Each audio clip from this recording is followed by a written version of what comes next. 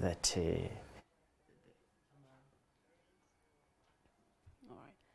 It's still morning at NTV as we continue with the 28th day of March 2022. And this Monday, we want to take note, as we do have pretty much 20 minutes to the top of the hour, 9 a.m. We want to take note of two things. The first thing that we want to take note of is what China's renewed focus on Africa means for the continent, and also what Russia-Ukraine war means for East African region. My name is Priscilla Naloga, and I am joined by Dr. Allawi Ssemanda, who is an expert on international relations. Good morning to you, Dr. Ssemanda. Thank you very much. Good morning, Priscilla. How are you? Glad to be with you. Thank you. Okay. Yes. All right, let's dive right into it. We're looking at China recently having appointed a new envoy to Africa, and a role that has raised eyebrows in the Horn of Africa, if we can call it that. So help us understand what this actually means. Well, thank you very much. I don't think that it has really risen some dust in the Horn of Africa. I think it has, especially in the West, and a few politicians and in media houses of the West. I'm talking about Global North. First of all, China appointed their special envoy for the Horn of Africa. He's called Xue, who is, according to how I read his profile, a fine diplomat. But before his appointment, remember their foreign minister, Wang Yi, who came to Kenya, and he proposed to have such a title, which is very new. And they've given a number of reasons. I saw him addressing media recently, and he gave three key reasons. One, he talked about development. Secondly, he talked about security and governance. I think we need to know one thing. In international relations, I've at least focused a bit on the emerging economies where China is. If you look at them, they have a philosophy, the so-called shared prosperity for mankind. And their brief, if you listen to their politicians, they will tell you they believe you will not be well unless your neighbor is well. Okay. And I think at the end, this is what they are looking at, that they fear if Africa is not well, because you are ally, you are trading partners, maybe they will also not have where to sell their goods. And in that term of a brotherly relationship, remember, these are guys that have never colonized any country. So if they're coming, my view is that they're in many ways coming for a positive thing. Okay. And again, if you look at the global politics as of now, where else would they be going? If you talk about the East, they have many allies. But if you come here to Africa, yes, we have, I know people have talked about our resources, but these are guys that are telling you about mutual benefit. There is a study which was done a few days back by Africa Policy Institute, and they are telling us we've seen the development of Africa, the projected GDP fell in 2020 by 7%. And when China is coming in, they say, hey, we will bring in investments, for example, in infrastructure. We'll bring development in terms of investment in, for example, here we've seen standard rail gauge, much as Uganda has not taken off. But if you look at Kenya, if you look at the part of the Horn of Africa, you look at Ethiopia going to Djibouti, greatly reducing the great size and time that would be taken to transact, to do business. So at the end, I think the Chinese coming, in this case, is mutually beneficial to Africans, but also to them. Again, look at African Development Bank. It has also given us figures.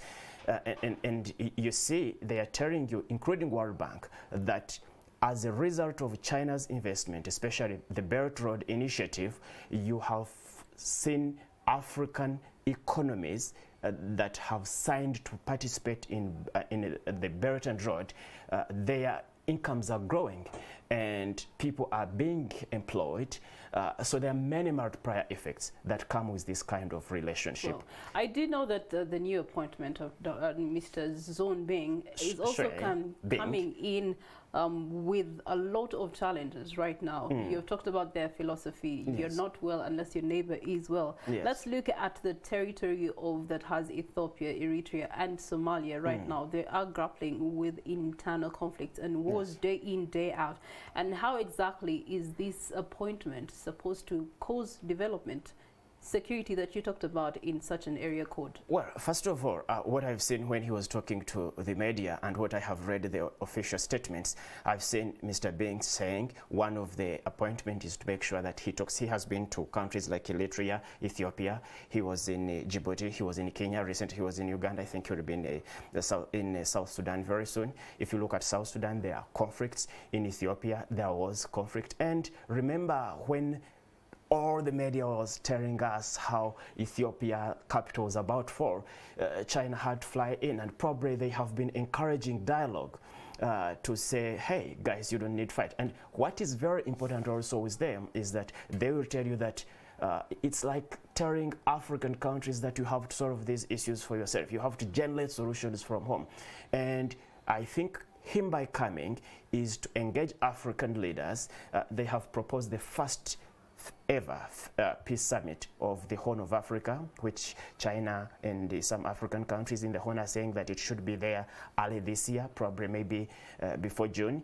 And how are they going to bring peace, as you've put it? Probably by encouraging people to dialogue and listening to them, not lecturing you that we are going to put sanctions on this so that you can listen. Something that regional African leaders have also been advocating for and in support of peaceful dialogue. So it's not new to the table. I think it is new in that, for example, if you look at the IGAD, you know, they would put carrots and stick. They tell you, please, can you go to the talks? And even before, for example, if we take an example of South Sudan, Machar and Salva Kiir, they would force them, go to talks. If you don't, we are going to sanction you. Then the question comes in, what are the underlying interests that China would be pushing the carrot stick situation to be able to have talks, peaceful dialogues, and eventuality of an outcome that would be peaceful and developmental to these particular countries? If you remember very well your history, I remember the first Chinese diplomat when these guys were coming to Africa as others were coming to colonize. They came to do business along East African Indian Ocean. So their interests have always been mutual, where they will come and say, we are going to trade with you, we are going to live with you, because when you are trading, they are benefiting, we are also benefiting. And again, look, this is a country that is by and large developing, and so they have a lot of, they've experienced what we have experienced. So when you say that, what are their underlying interests? What African countries are now suffering, China suffered the same. About 60 years ago, they were humiliated by the Japanese, humiliated by the UK.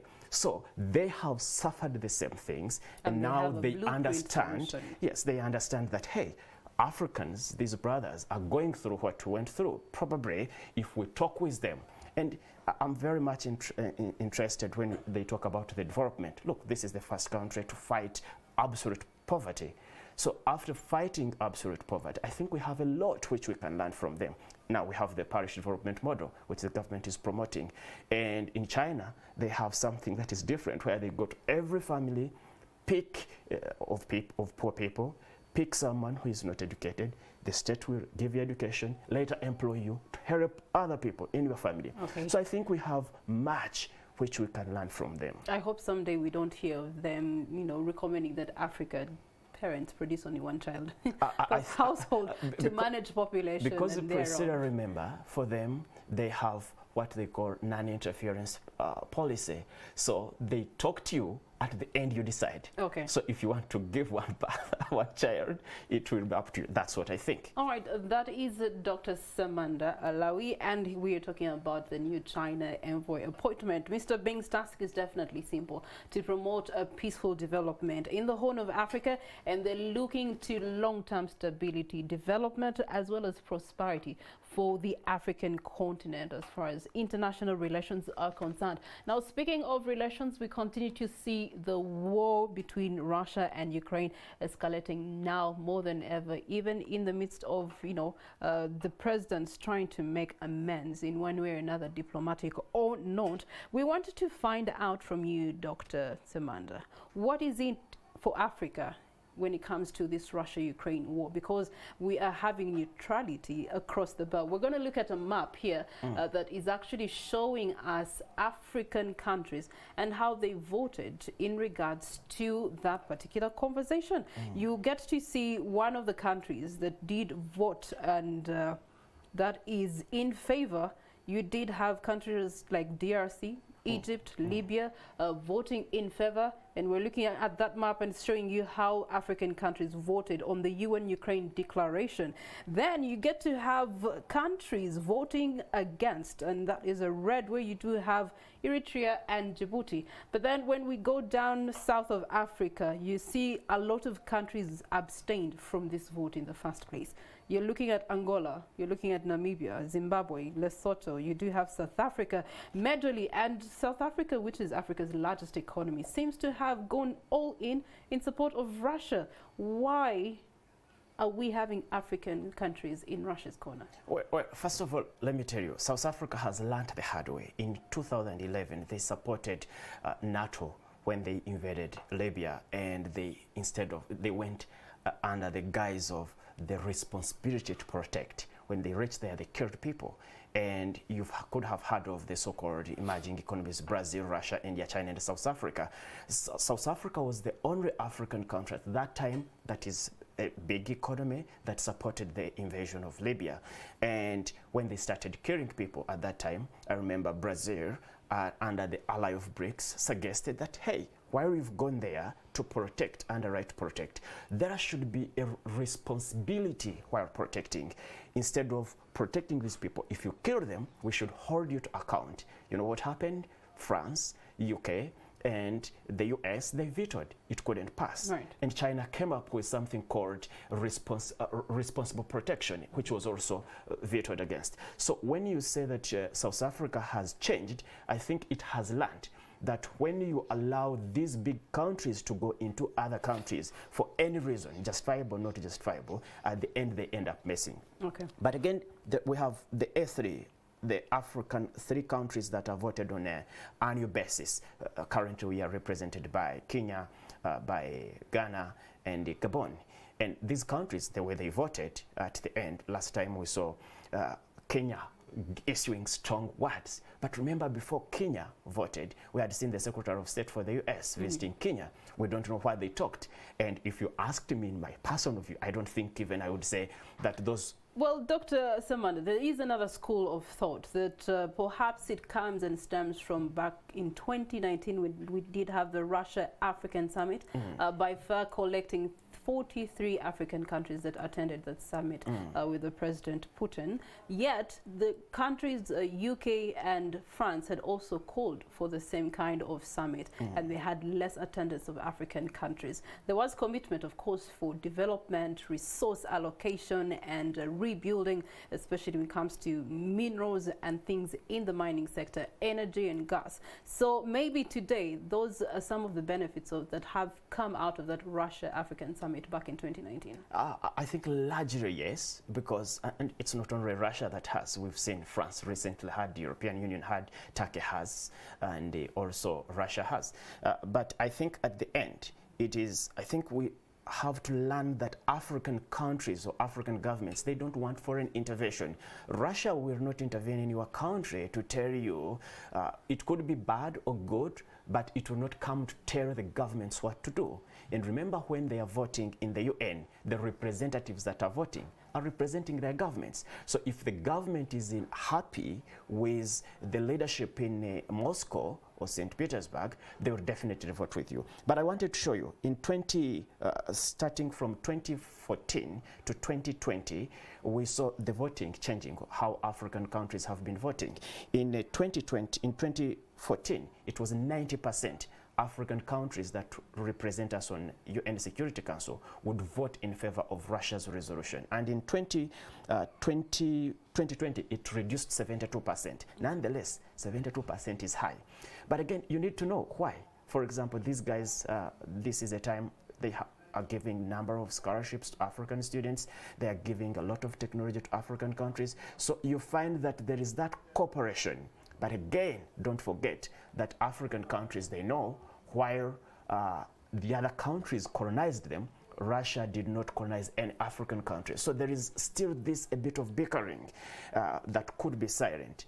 Even the voting you are seeing now that is against Russia from Africa, I think it is intensive shadow diplomacy done by the West. Otherwise, I was expecting even the numbers to be a little higher. A little higher. Yes. Well, it's been wonderful to have you, Ms. Dr. Ssemanda, helping us understand the dynamics and the gimmicks between Russia, Ukraine, and how exactly Africa is benefiting on a neutral ground. And he has, of course, talked about the reference to 2019 when you did have the Russia-Africa Summit, the birth of which we've seen lots of development being carried out.